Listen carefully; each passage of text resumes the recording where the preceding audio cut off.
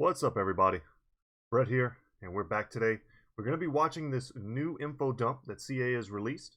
It's a bit of a campaign let's play. You'll notice I have the sound turned off because what's being said is not nearly as important as what's being shown. And what we're going to do is we're going to go through this video with the audio off, and we're just going to take a second to review the different features as they're being shown. And I'll do my best to talk about them. There's a lot of info here. It could take a minute, but sit back and relax and let me digest this for you. So, like a mama bird. No, not like a mama bird. So, we see Marcus's starting army. We've had a look at that before, so we're not going to focus on that too much. So, this is kind of the first thing here. We get a look at the portrait of the Waystalker hero unit, and they're going to go much more into detail with that later. But here we're going to get our first really juicy tidbits, and I'm going to have to be pausing. But this plays into the Imperial supply aspect of his campaign, where, as they'll show in a minute, only through kind of events and pushing forward of the your hostility ratings for your campaign will you be allowed to recruit these units. You'll see here they have no recruitment cost, but they do have a upkeep cost. So we get our first look at the stat cards. So this is where they had me. So once I saw them going into the stat cards, this is what I'm all about.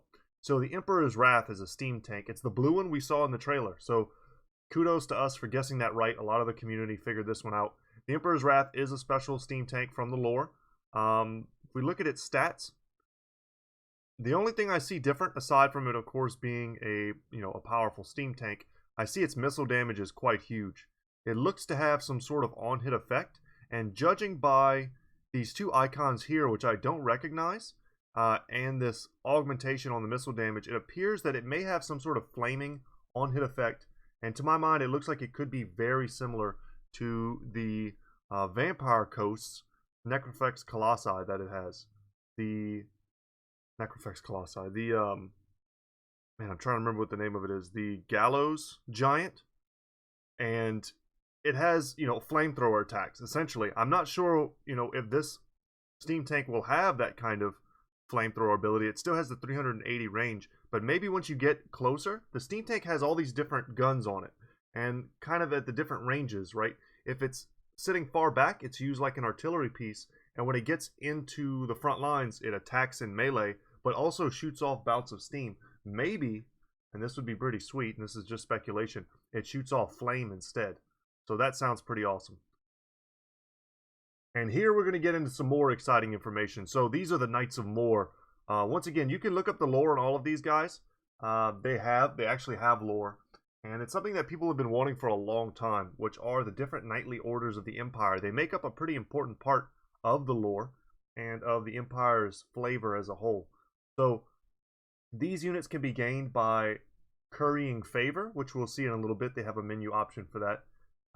Trying to decide in different events which part of the Empire you favor, and they'll grace you in turn with their units. So you'll notice that they also come chevron, and that has something to do with the mechanics of the game as well. But these are the Knights of More. They cause terror, which is pretty sweet, and they have a really sick color scheme. They're kind of like all black with like a green and red, I think, shield variation. It's pretty sweet. They have a magical aura, which we can kind of only guess at.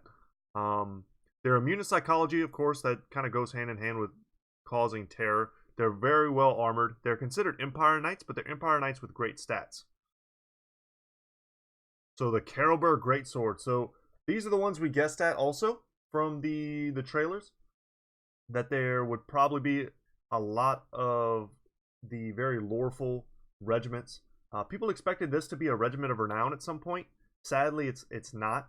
I don't think you'll be able to play any of these units, these special units, in multiplayer, which I kind of understand, but I think you could balance them through costs, just adjusting their gold costs.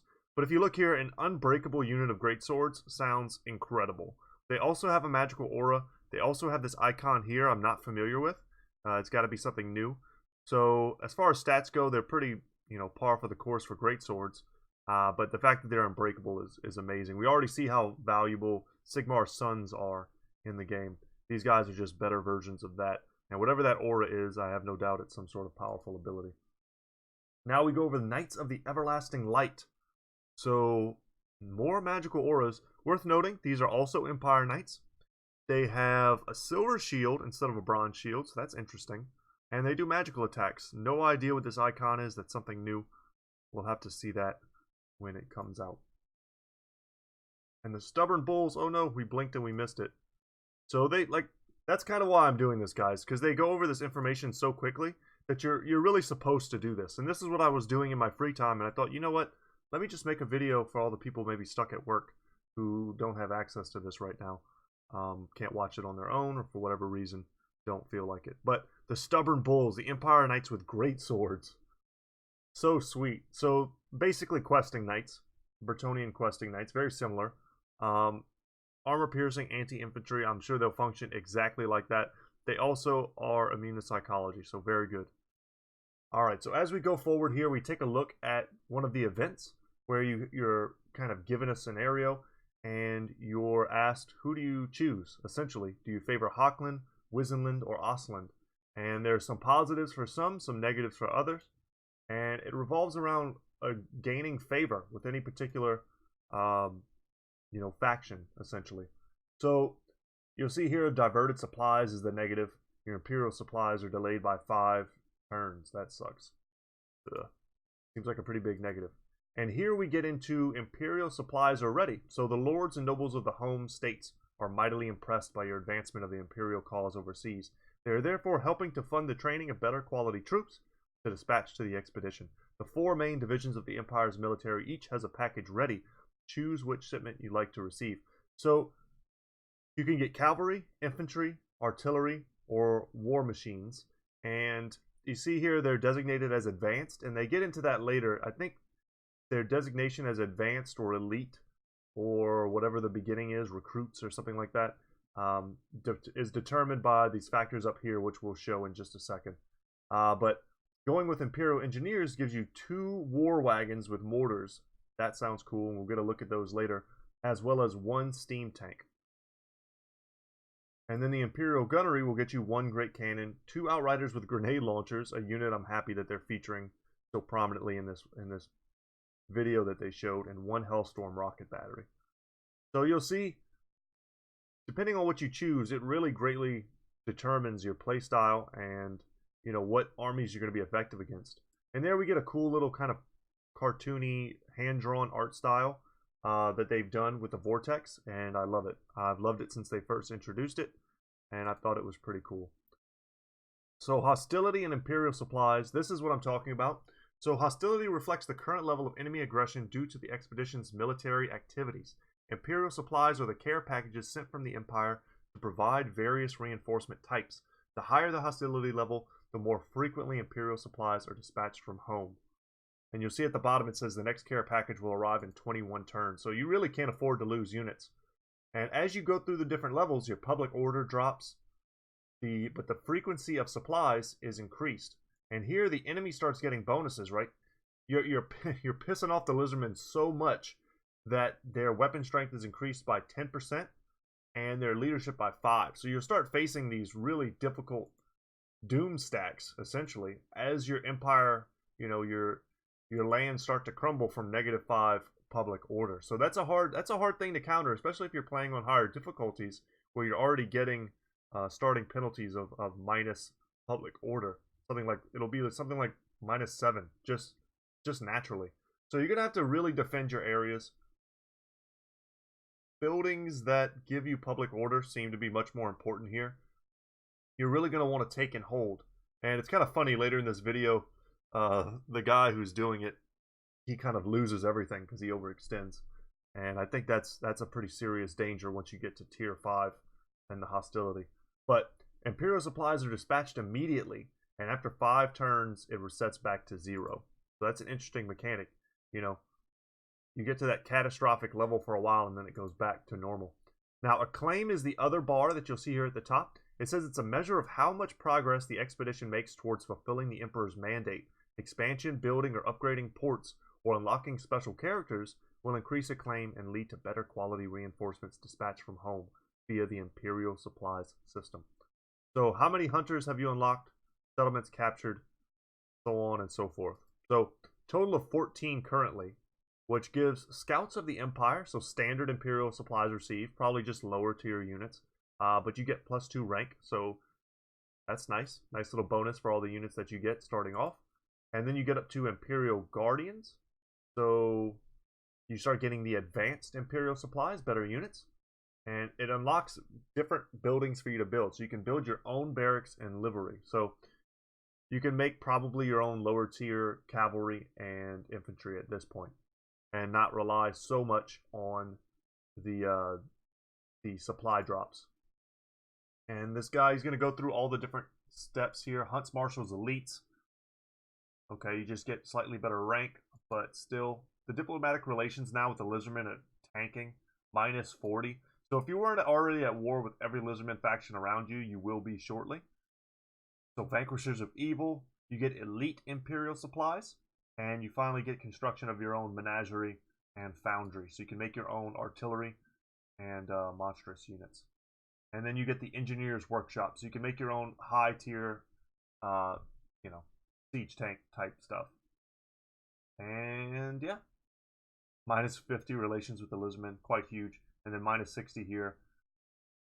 +4 rank, and progress in the Emperor's Mandate will no longer be lost. So you have fullest access for the rest of your playthrough. All right.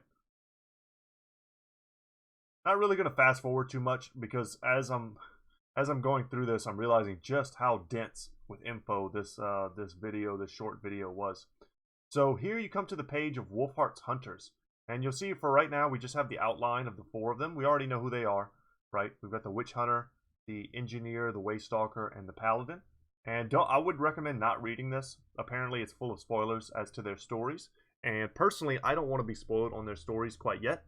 I'm happy to look at, the current objectives in order for you to unlock them. So if you want to unlock this guy, you need to be at war with the Vampire Coast Mutineers. And then you get access to an exceptional hunter. Let's just let this run. Hunter specialty, Slayer of the Undead, and flexible role. He can either be a healer or a weapon specialist, a damage dealer.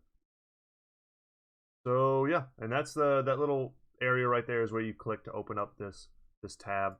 And now you can kind of see the Waystalker. She has the ability, so you have to raise your hostility level to very hostile, so you'll get access to her a little bit later. And she has Unrivaled Archer and Natural Scout. So she increases movement range and protection against ambushes. That's nice. And as a final battle effect, she has Shield Breaker. And then we get a look at the Paladin here, who move any character to the following region, Plan Hapek, and you receive him. And he's a cold-blooded killer and a true survivor. Interesting. And his final battle effect is Oppressive Fighter. So some of these don't seem to be very difficult to achieve. But once you do achieve them and you unlock them, you see here the portraits are colored in. And you can take a look at the models here. And now you have to, they give you more objectives, right? Chapter 1, 2, 3, 4, and 5. And you unlock them and their story. Once again, I probably wouldn't read it if I were you guys. But as you do what the story asks you to do, in this case, raid any region belonging to the following race, Vampire Coast. Probably very thematic with his story. You're going to get a bonus of experience 3,000 for Hertwig, which is his name, Hertwig von Hall. And similarly for all the rest of them. So obtain access to the following resources, and you're going to get a weapon called Scar and a trinket called Amplifier. And you can see for the first time we look at Yorick Grimm. Really cool model. I love the color scheme. And he's a genius crafter. Grants access to a unique unit and ancillaries. I'm very interested to know what that is. That was something that piqued my interest. A unique unit. Maybe you get access to a dwarven unit of some sort that you can use for your playthrough. That seems sweet. And efficiency extraordinaire can increase ammunition capacity and lower upkeep for artillery. I like that a lot. And his final battle effect is fully stocked. Okay, so we get a look at what the amplifier actually is. So minus 10% cooldown to all spells, and you get a bigger Winds of Magic power reserve. And Scar here is armor piercing damage plus 30, and weapon strength plus 15%. Yeah, that's pretty good. Take a second to look at Kalara. She is the Waystalker, and she gets Dawn, a massively crafted bow. Precision bow puts similar weapons to shame. Okay, she gets plus 12% range, plus 15% ammunition, which is probably even better, and 10% reload time reduction. So she's going to hit like a truck for an entire battle. Probably just will not run out of ammunition. Super cool. All right, so we let that play. And then we get to see Roderick L'Anguille. Not sure how to pronounce that. Don't speak French, sadly. But he's currently wanting to reach rank 8 with the following character. So you got to level him up a little bit. Not too difficult. And I mean, whenever I play like Thorgrim, I get him to level 8 by like by like turn 5. So you could probably level him up pretty quickly. And he gets targeted by Duke Tudor, which is probably something to do with his story. Once again, don't read it. And ambush success chance plus 10%. Cool. So he really plays into you wanting to build an ambush style of play, which is, I think, what you have to do. Your army will probably be strong enough to take most armies on head on, especially if you're playing on lower difficulties. But once the enemies start coming in waves, abilities like Lightning Strike and having the ability to ambush is going to become incredibly important. And what he's talking about here briefly is that you basically only have one human ally across the river, across the waters there, not necessarily a river. But you want to make friends with them, because if they go, you're in trouble. You're surrounded by savage orcs, lizardmen, and vampires of all variety. And I think he's going to talk about how he kind of made the mistake. You'll see even there, Lord Skrolk's banner in the water. There are Bretonnian knights across the way that you could attempt to make friends with. There are, even dwarves on that side of the world. But most of that land that he was just hovering over is inhospitable. You'll see here, if we pause for a second, this is pretty important. This is something that hasn't always been in the game, but it's climates, essentially. And his climate is definitely jungle. So he can make, a home in these types of areas, but in the deserted areas he was just showing, you can't really build. So you have allies potentially in Teclis and these dwarves down here, but just they're all surrounded by lizardmen as well.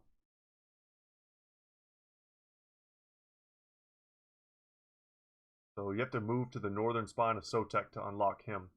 So you got to do some exploring. I would definitely recommend getting some hero units as fast as you can and sending them around the battlefield, or around the campaign map rather, to explore for you. That way you can use your main army to, exert control over the areas that you're going to be fighting in. So yeah, he wants access to all sorts of things, which you can usually either get through trade or through conquering. Trade probably the easiest way, but I mean, if the lizardman is sitting on top of those resources, it's going to be difficult. So yeah, I think at this point he's talking about how he's pissed off the whole world, and they're coming for him with stacks he cannot defeat. So he decided to abandon ship for his playthrough and come down here to the southern portion of this part of the world. And yeah, there are lizardmen here, but if he could take this place, ooh, and this is something we're going to want to hover over as well. If he can hold those territories, it's pretty isolated, and he won't be under ridiculous amounts of fire. So here we're looking at our first Empire huntsman, or huntsmaster general, or huntsman general. I'm gonna always say that wrong, probably. Huntsman general, I gotta get used to it. But we gotta look at some of his abilities, right? We gotta look at his stat line. He's got some decent armor. I'm glad to see that he's not like completely unarmored, but I think that's only from full plate, so maybe not actually. I do like my lords to be somewhat armored. He's got decent weapon strength, very a Lithanari type stats. He's got some unique abilities, which of course we can't see yet. We see his survival expert, which gives campaign movement range and casualty replenishment rate are probably the most important things there. You add that to route marcher, and you can move 10% further than other people, which can help you to chase or run away from your enemies. We also see a unique ability here, Hail of Fire. We don't know how that works yet. It could just be like a magic missile, or it could be some sort of targeted bombardment style ability. Not sure. Hopefully he'll hover over some more stuff. Brass lunged, of course, we know what that is. Will he hover over anything else? Not really. Not too much more to be gleaned from that. Not that I saw. But yeah, he's kind of talking. It looks like he's going over the suitable climates for a second here. So he's got this area here that he can conquer. And he's right next to Sudenburg, which make pretty good allies. They're your best bet. I mean, you can't really conquer their lands, so there's no reason to, like, piss them off. Let them have it. Oh, and we get to see the portraits here for the first time of these 4 heroes, and it's pretty sweet. I mean, I'm sure they have all sorts of buffs from being in your army, so Marcus's stack is going to be incredibly powerful. And here we get a look at the Regiments of Renown tab. So what he's going to do is, since I guess he probably lost his army and got them back over here, he's just going to summon all of his Regiments of Renown into this one stack. We, of course, know Sigmar's Sons. I was too slow on that. Let's go backwards just a little bit, see if I can catch it this time. So here we have Death Jacks. They're the archers, the Regiment of Renown for the archers. They have stalk and sniping, and we get a nice look at their stats for the first time. They have very low range. I'm kind of sad to see that the archers only have a range of 120. That's really pitiful. I mean, that's like Goblin archer tier range. I know humans aren't elves by any means, and they're not using magical bows, but I would think that bows would be able to shoot further than crossbows. Maybe they lowered their range purely because these are the ones with stalk and sniping. I'm not sure, but that wouldn't surprise me. So we got a chance. Sorry, guys. Kind of hard to catch it. He goes pretty fast. But this is kind of what I was doing at home. And you'll see here he kind of like hovers over it and then by accident goes back. So the White Wolves, the Huntsmen, these are an interesting unit as well, and their range is 160. So these are a better version. The Huntsmen are better versions of archers, but these guys, from what I remember as part of their info dump, is that they have better melee skills. And if you look at their melee attack, melee defense, and even weapon strength is pretty okay, but melee attack, melee defense is where it's at. And these guys are basically like Shades, like a slightly turned down version of Shades, but it's nice to see that they have anti-large on their missiles, so they're going to be excellent at taking down big prey. And of course we know about the Zentler's Reichsguard and the Tattersouls. Those are all nothing new. But here we will see the Imperial Supply, and he just goes ahead and fills out his stack. So he had the reserves to do it, and he's going to fight Arkin real quick for reasons. Get him out of here, I guess. And it's fun. It's a fun little shot of Hellstorm rocket batteries just absolutely destroying. You can turn the sound up a little bit for this. And you'll see here the Knights charging into the front lines. That was the Zentler's Reichsguard. The Hellstorm rocket batteries are going to basically win this for him, though. I've no time for human baggage. The move paid off. All right. So, yeah.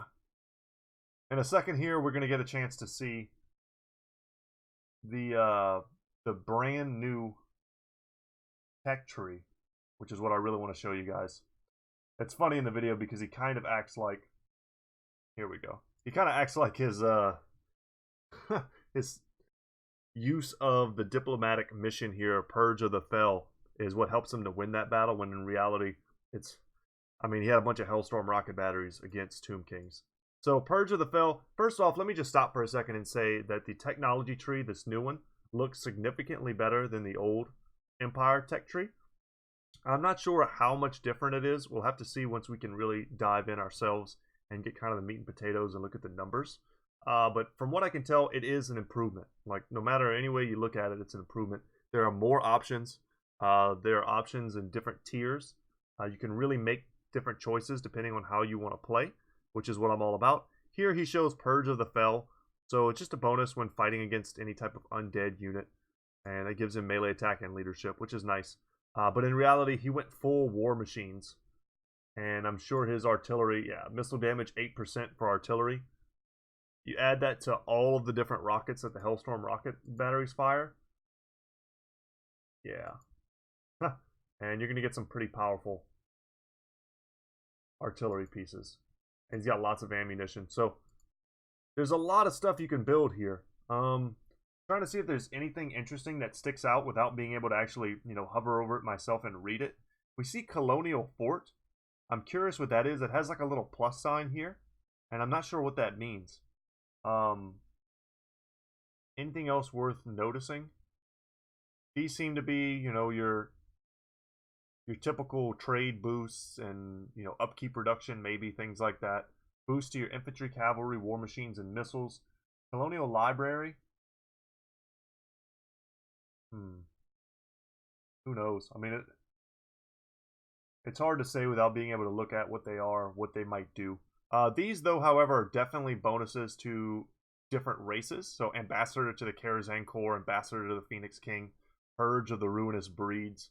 So, yeah, you can kind of guess what that does. It's extremely expensive, though. It's worth noting that these cost 7,000 gold and 1 turn to unlock. So, if you know you're going to be fighting... Doesn't look like there's one here, actually, for the Lizardmen. I guess that would be OP. But maybe they're under Purge the Foul. That seems to me like it would go to the Skaven, perhaps. But if you know you're going to be fighting one type of enemy, or if you're trying to make friends with one type of race, you want to get this as soon as possible. That way you can have the best possible diplomatic relations, or, battles against that particular race. So let's continue and see what other useful information we can glean from them. And here, he's losing everything. I mean, everything is getting wrecked. You'll see in the left here, the Temple of Kara. That place has been crushed by a... man, what do you call those? It's basically like the AI-controlled horde factions with unique units. Alright, so we get our first look at the war wagons with mortars. So this looks like the standard war wagon here. They must be 2 different units sitting next to each other. So war wagons come in groups of 4, which is interesting. I honestly thought they would be single target or single entities, just very large. And I don't know, aesthetically maybe that would be cooler. I'm not sure. That's just one man's opinion. I have to see how it's going to look when these units move across the battlefield, whether or not it looks awkward. But that's like a purely aesthetic thing. But we get our first look at their stat line, and you'll notice first off they have lower range, which is worth noting, but that's to be expected when you have the mobility of a war wagon. And you'll see the guys here in the back of the standard war wagon with these repeater rifles, and they look awesome. I wish we could see their stat line, but I don't think he shows it.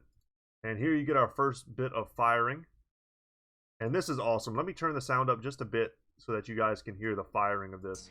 The Regiment of Renown variant features a Hellblaster volley gun. While shorter range than the standard Hellblaster, it can pump rounds into approaching troops until the last second. Yeah, so how sick is that? The doors swing open, and then the Hellblaster volley guns shoot out. That is awesome, and that's of course the Regiment of Renown for the war wagon. All right, sound off. And these are the Stubborn Bulls. These are the Empire Knights with great swords, and these guys... yeah, they just have huge weapon strength, anti-infantry, and armor piercing. As I said, they're probably very similar to questing knights if I were to put their stats side by side. And they look awesome. That red and silver, I'm a big fan of that. And they're using, giant Zweihanders, which you gotta love. And here we get a look at the Emperor's Wrath, the steam tank in all of its glory. The blue and gold and red color scheme, quite nice. And we've already looked at his stats, or its stats. So we'll just keep on going. And then the back here, we're going to get to those guys. They show them in a second. Those are the Noble Sons. These are the Knights of Everlasting Light. And they are the ones that have these silver shields and the magical damage. And they have kind of a blue and silver color scheme, which is also very cool. And here we get to the Bordermen, which are Outriders with grenade launchers. They have Vanguard deployment, which I don't think the grenade launchers normally do. I don't remember. I'm trying to see what makes them special. It's hard to tell. Maybe they have a slightly higher range. 100 range seems decent. Maybe they jacked up their missile damage. I'm not 100% sure on this one what makes these guys special. They're pretty fast. But here we have the Knights of Moor. So these guys look awesome. They cause terror. They have a magical aura. That black color scheme. I'm sure they're going to be a lot of people's favorites. And I'm sure if you're interested in, people are going to be modding them into games so that you can play them on multiplayer if that's something you want to do. And these are the Noble Sons Abroad. They're a Regiment of Renown. Well, not a Regiment of Renown. These guys are a campaign exclusive unit of pistoliers, and they're considered very fast. They have 90 speed. What else do they have? They have armor, so they're at 50 armor. That's kind of nice. Do they have higher melee attack and melee defense? I honestly have to see some of these side by side. I'm not sure what makes these guys much better than a standard pistolier. They might just have juiced up stats. Alright, we get our first look at the Carroburg Greatswords too.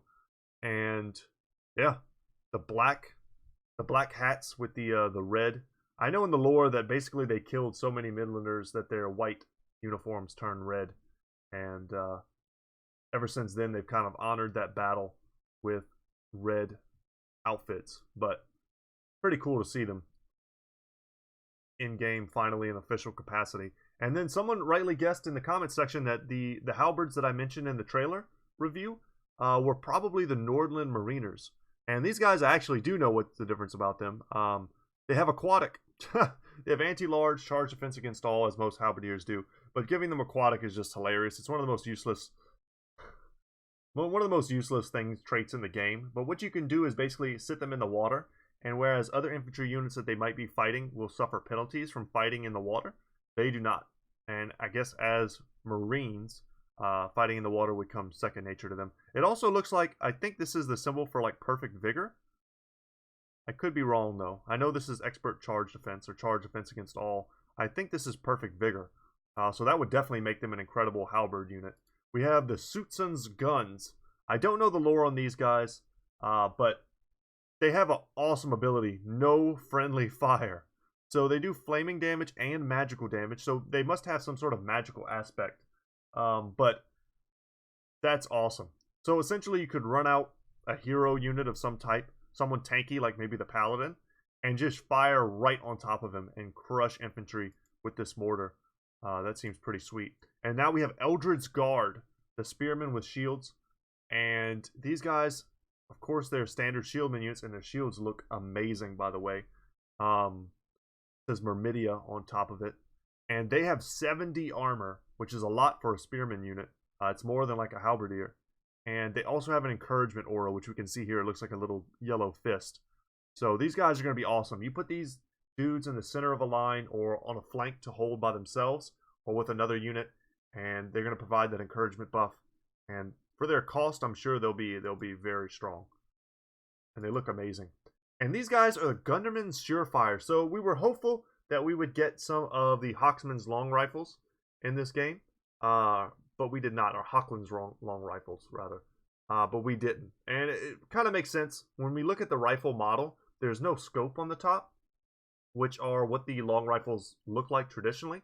But these guys are another group of unique handgunners. So in your campaigns, you'll be able to have access to these dudes plus the silver bullets. And, you know, that's pretty sweet. These guys also have stock, just like the silver bullets do, and Vanguard deployment. So you'll have two basically invisible handgun units that you can use. That'll be pretty sweet. And they're considered decent melee combatants. So if you look at their melee attack and melee defense, they're okay in that regard. They can kind of hold their own. And I think that's supposed to be evident by the swords they have hanging at their hips. Looks like they have quite a few weapons, daggers and other stuff. So they're just like armed to the teeth, basically. We get a look at the Stir River Patrol, group of crossbowmen. They have Vanguard deployment. They have flaming ammunition, which is sweet.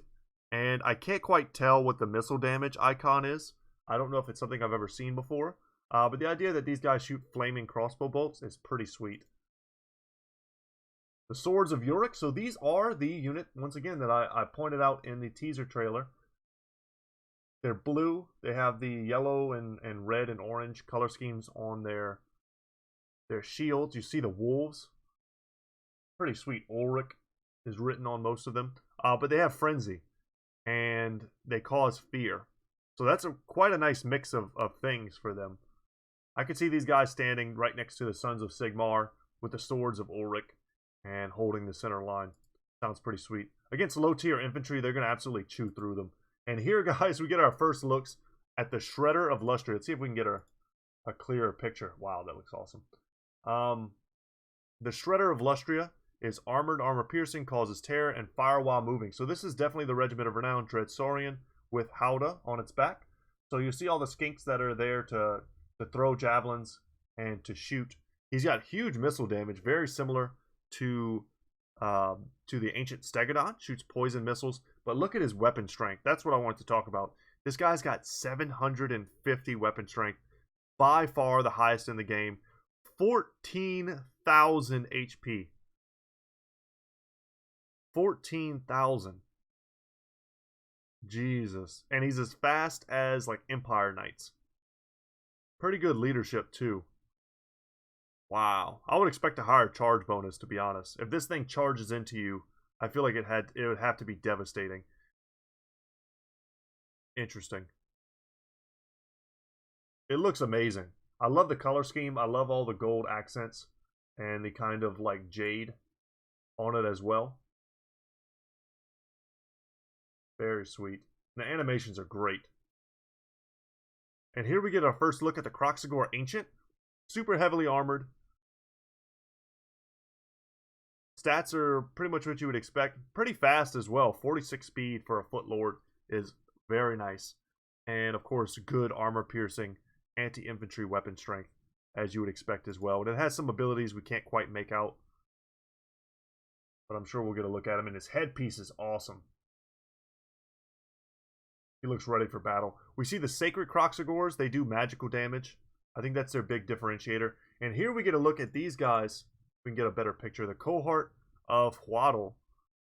They have armor sundering, which is kind of their big deal. They also do magic damage, and they come with physical resistance. So that's huge. Physical resistance, and they cause armor sundering. But look at the weapons that they have strapped to their arms. They have like electrical energy pulsing from them. And their color scheme is also sweet. They're more of like a natural crocodile color. And this is just the standard Dread Saurian. You get a look at its kind of like baseline stats. And there's a pretty sick battle going on here. Some of this I almost don't even want to show just because it's apparently like the final battle of the campaign. But feel free to watch it if you want. It's pretty cool looking. You see the Razordons in the front there. If we look in the back, they're going to show them again, and I'm going to pause it when it happens, which is why I really wanted to show you guys this little bit. Get a look at the Paladin, the Waystalker, the Engineer, the Witch Hunter, and then Wolfhard himself shooting his bow. Well, we're going to get a look here in a second at units that I think are unique. And I can see one in the background right now, but they're going to get a bit more of a close-up. So we can see them here. These are definitely, I'm not sure if these are the blessed spawning of Kroxigors or if they are in fact another unique type unit. And then there is a revivification crystal here with a unique bluer color scheme, which once again, I'm not sure if that's a blessed one or if that's something else. But they kind of go into them conspicuously. So I feel like they're showing them off for a reason. But guys, now we just take a second to look at the animations. Look at this. The way he swings his paddle. It's amazing. We'll just watch. Animations are awesome.